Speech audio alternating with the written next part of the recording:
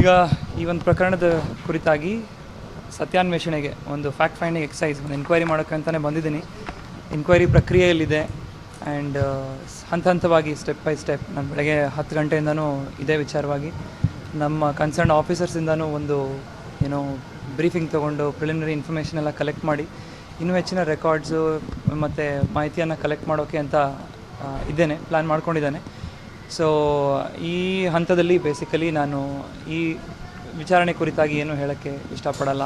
So ಆದಷ್ಟು ಬೇಗ ಸರ್ಕಾರಕ್ಕೆ ನನ್ನ ವರದಿಯನ್ನು ಸಲ್ಲಿಸ್ತೀನಿ. ಸೊ ಈ ಹಂತದಲ್ಲಿ ನಾನು ಏನು ಪ್ರಶ್ನೆಗಳನ್ನೂ ತೊಗೊಳ್ಳಲ್ಲ. ಇನ್ಫ್ಯಾಕ್ಟ್ ನಾನು ಮಾತಾಡೋಗಿಲ್ಲ, ಆದರೂ ಎಲ್ಲ ಮಾಧ್ಯಮ ಮಿತ್ರರು ಬಂದು ಭಾಳಷ್ಟೊತ್ತು ವೆಯ್ಟ್ ಮಾಡ್ತಿದ್ದೀರ ಅಂತ ಗೊತ್ತಾಯಿತು.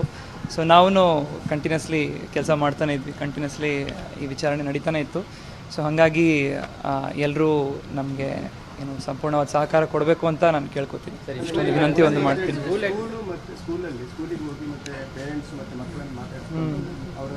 ಇಲ್ಲ, ನಾನು ಎವ್ರಿ ಸ್ಟೆಪ್ ಪ್ಲ್ಯಾನ್ ಮಾಡಿದ್ದೀನಿ. ಅದಕ್ಕಾಗಿ ನಾನು 2 days ಕಂಪ್ಲೀಟ್ಲಿ ಇಲ್ಲೇ ಇರ್ತಾಯಿದ್ದೀನಿ.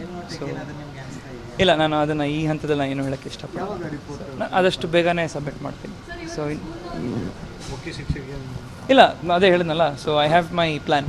ಸೊ ನಾನು ಹೇಳಲ್ಲ ಯಾವ ಟೈಮಲ್ಲಿ ಏನು ಮಾಡ್ತೀನಿ ಅಂತ. ಸೊ ಒಟ್ಟು ನನ್ನ ಒಂದು ಆನೆಸ್ಟ್ ಎಫರ್ಟ್ನ ಹಾಕಿ ಈ ವಿಚಾರದಲ್ಲಿ ಆ್ಯಂಡ್ ಒಂದು ನಿಷ್ಠೆಯಿಂದನೇ ಒಂದು ವಿಚಾರಣೆನ ನಡೆಸಿ ಪ್ರಾಪರಾಗಿ ವರದಿ ಆದಷ್ಟು ಬೇಗನೆ ಸರ್ಕಾರಕ್ಕೆ ಸಲ್ಲಿಸ್ತೀನಿ. ಓಕೆ, ನಾನು ಮಾಡ್ತೀನಿ, ನಾನು ಅದನ್ನೆಲ್ಲ ಮಾಡ್ತೀನಿ. Thank you.